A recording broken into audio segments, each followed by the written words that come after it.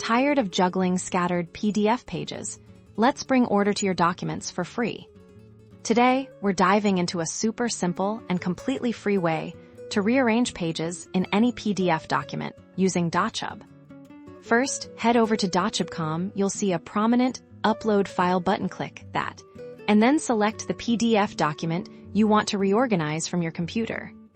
Once your PDF is uploaded, Dochub will display all of its pages, usually as small thumbnails along the side or bottom of your editor. Now for the magic. Simply click and hold on the page thumbnail you want to move, and then drag it to its new, desired position within the document. See how easy that is. You can repeat this process for as many pages as you want to bring the second page to the front. No problem need to move the last page to the middle. Just drag and drop.